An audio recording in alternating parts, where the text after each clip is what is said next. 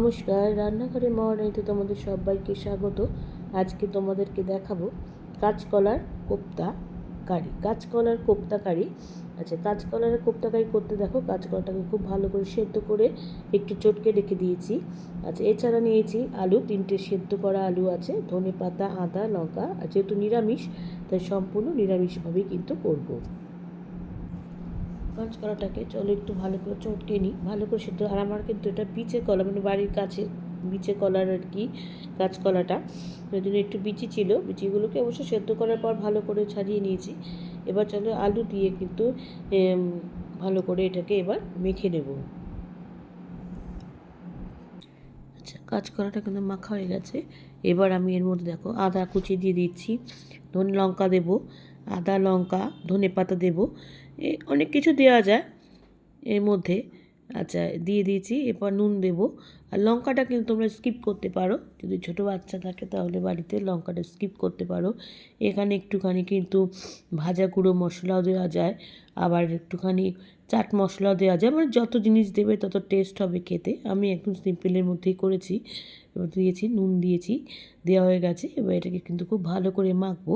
মেখে তারপরে কিন্তু এখানে আবার একটু হলুদ দেবো। হলুদ না দিলে দেখতে সাদা সাদা লাগছে, এই জন্য একটু হলুদ দিয়ে কিন্তু এটাকে আবার একটু ভালো করে মেখে নেব।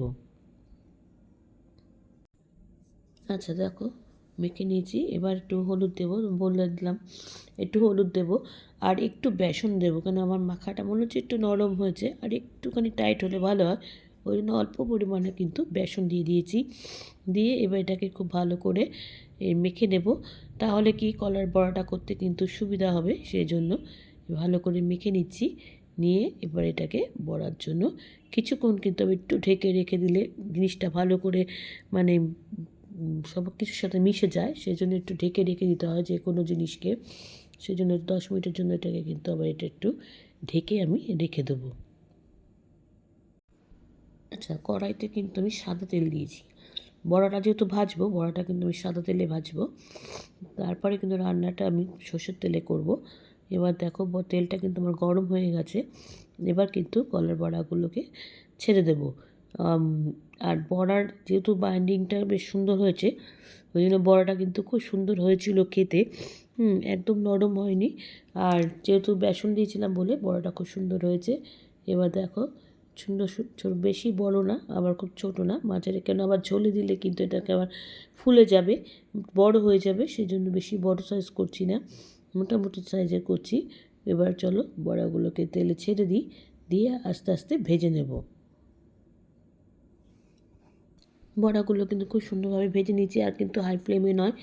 বারবার বলি, ভাজা জিনিস কিন্তু হাই ফ্লেমে ভাজবে না, সবসময় লো টু মিডিয়ামে ভাজলে সবচেয়ে ভালো হয়, তাহলে ভাজাটা ভালো হয়।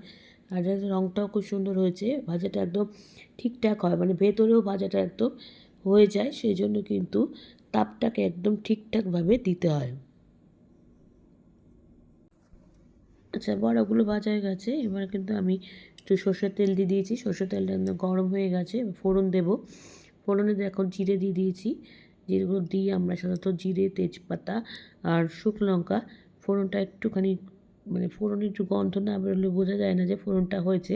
ফোড়নে একটু গন্ধ বেরোক, তারপরে কিন্তু রান্নাটা শুরু করব। আচ্ছা, ফোড়নটা কিন্তু আমার হয়ে গেছে। দেখো গ্যাসটা কিন্তু কমিয়ে দিচ্ছি, ফোড়নটা আমার একদম হয়ে গেছে, খুব সুন্দর একটা গন্ধ বেরোচ্ছে।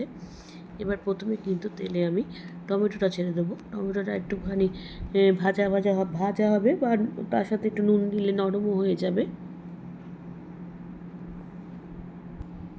টমেটোটা কিন্তু বেশ একটু নরম নরম হয়ে গেছে, খুলে যাচ্ছে দেখতে পাচ্ছ। এবার প্রথমে আলু দিয়ে দেবো। টমেটো দিয়েছি, এবার আলু দিয়ে দিয়েছি। আলু দিয়ে ভালো করে নাড়িয়ে নিয়ে এবার প্রত্যেকে কিন্তু কাঁচা লঙ্কা দিয়ে দেবো। আমরা যেহেতু কাঁচা লঙ্কা রান্না খাই, আর সবসময় বাটাটা সম্ভব হয় না, যেহেতু বাড়িতে বয়স্ক লোক আছে, অত ঝাল খায় না, সেই জন্য কিন্তু গোটা কাঁচা লঙ্কাতেই রান্না করি বেশিরভাগ। এবার নুন দিয়ে দিয়েছি, দিয়ে কিন্তু এটাকে কিছুক্ষণের জন্য ঢেকে দেবো, তাহলে আলুটা তাড়াতাড়ি সেদ্ধ হবে। সেই জন্য কিন্তু এবার এটাকে ঢেকে ঢেকে রান্না করব। আচ্ছা দেখো, এবার কিন্তু এটাকে আমি থালাটাকে তুলে নিচ্ছি, নিয়ে আলুটাকে এবার একটু নাড়িয়ে নিই।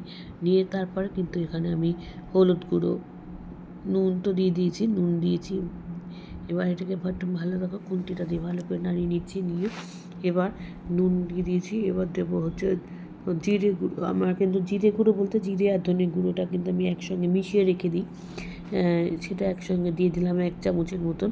আচ্ছা, এরপর দিয়ে দেবো হলুদ গুঁড়ো, লঙ্কার গুঁড়ো, কাশ্মীর লঙ্কার গুঁড়ো, এগুলো তো লাগবেই সাধারণত নিরামিষ রান্নাতে।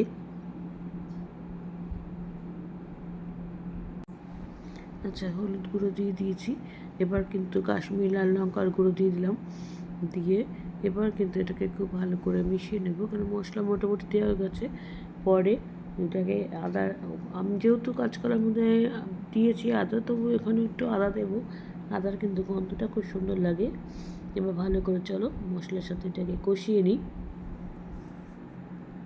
আচ্ছা, আমি কিন্তু থালাতে ঢেকে দিয়েছিলাম।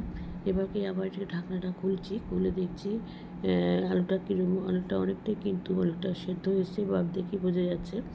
এবার কিন্তু আমি এখানে দেখো আদা বলেছিলাম, আদা দেবো। আদাটা কিন্তু আমি কিশনিতে কুড়িয়ে দিয়েছি, দিয়ে দিয়েছি। আর গরম মশলা দেবো। আমি না গরম মশলা শেষে দিলে আমার যেন এটাকে বেশি বেশি উগ্র গন্ধ মনে হয়। ওই জন্য না আমি গরম মশলা সবসময় কষানোর সময় দিয়ে দিই। কষানোর সময় দিলে কি ঠিকঠাক মতন একদম গরম মশলাটা সব সবজির সাথে ভালো করে মিশে যায়, সেই জন্য কিন্তু আমি কষানোর সময় গরম মশলাটা দিই। আচ্ছা, ভালো করে দেখো, খুব ভালো করে কষিয়েছি, দেখতেই পাচ্ছ তেল ছেড়ে দিয়েছে মশলা থেকে। আলুও কিন্তু আমার অনেকটাই সেদ্ধ হয়ে এসেছে। এবার কিন্তু আমি এখানে জল দিয়ে দেবো। জল দিয়ে এবার এটাকে কিন্তু মশলার সাথে ভালো করে মিশিয়ে নিচ্ছি, নিয়ে এবার এটাকে আবার কিছুক্ষণ ফুটতে দেবো। তারপরে কিন্তু এখানে বড়িটা দিয়ে দেবো, বড়াগুলো, কচকালো বড়াগুলো দিয়ে দেবো। এবার মানে পরিমাণ মতো জল দিয়েছি, এর থেকে বেশি দেবো না। এবার দেখো আস্তে আস্তে ফুটবে, ঝোলটা যে ফুটবে তখন কিন্তু আমি বড়াগুলোকে এখানে ছেড়ে দেবো। আমি আরেকটু নুন দিলাম, নুন একদম যেহেতু প্রথমে দিয়েছিলাম। আচ্ছা, ঝোল ফুটে গেছে একদম। এবার কিন্তু আমি এর মধ্যে কাঁচকলা বড়াগুলো দিয়ে দিচ্ছি। দেখো বড়াগুলো দিচ্ছি, ঝোলের সাথে একটু ফুটবে, না হলে কিন্তু কাঁচকলার মধ্যে বড়ার মধ্যে রসগুলো ঢুকবে না, তরকারির ঝোলটা ঢুকবে না, সেই জন্য কিন্তু ওইভাবে তাকে বড়াগুলো দিয়ে দিচ্ছি। এবার বড়াগুলো দিয়ে দিয়েছি। এবার কিন্তু আবার একটুখানি নাড়িয়ে নেব, নিয়ে আচ্ছা যেটা দিইনি সেটা হচ্ছে চিনি দেবো, লাস্টে দেবো, যেহেতু নিরামিষ রান্না একটু মিষ্টি স্বাদ কিন্তু ভালো লাগে খেতে। চলো আবার একটু ঢাকা দিয়ে দিলাম। আচ্ছা চলো, দেখো হয়ে গেছে। আমাকে তো গ্যাসটা আমি কমিয়ে দিয়েছি, একটু ঘি দিয়ে দিলাম। নিরামিষ রান্নায় কিন্তু একটু ঘি তো চলেই, ঘি না হলে, ঘি গরম মশলা না হলে ঠিক নিরামিষ রান্না, বিশেষ করে কোপ্তা, ঘন্ট, এইসব জিনিসে কিন্তু খুব দরকার হয় ঘি আর গরম মশলা। ব্যস্ত হয়ে গেছে, এটাকে আবার আমি একটু ঢাকা দিয়ে দেবো যাতে গন্ধটা না বেরিয়ে যায়। হয়ে গেছে আমার একদম কাঁচকলার কোপ্তা কারি, খুব সুন্দর হয়েছিল, খেতেও দারুণ হয়েছিল। তোমরা কিন্তু অবশ্যই বাড়িতে এইভাবে ট্রাই করে দেখো, বা ভালো লাগলে অবশ্যই লাইক কমেন্ট শেয়ারের মাধ্যমে জানিও। তোমরা যারা আমার চ্যানেলটাকে সাবস্ক্রাইব করে আমার সঙ্গে রয়েছো, তাদের জন্য রয়েছে অসংখ্য অসংখ্য ধন্যবাদ। যারা এখনও করোনি তারা প্লিজ চ্যানেলটাকে সাবস্ক্রাইব করে আমার সঙ্গে থেকো। তোমরা সবাই সুস্থ থেকো, সাবধানে থেকো, ভালো থেকো। চলি, টাটা। দেখা হচ্ছে পরবর্তী নতুন কোনো রেসিপিতে তোমাদের সঙ্গে।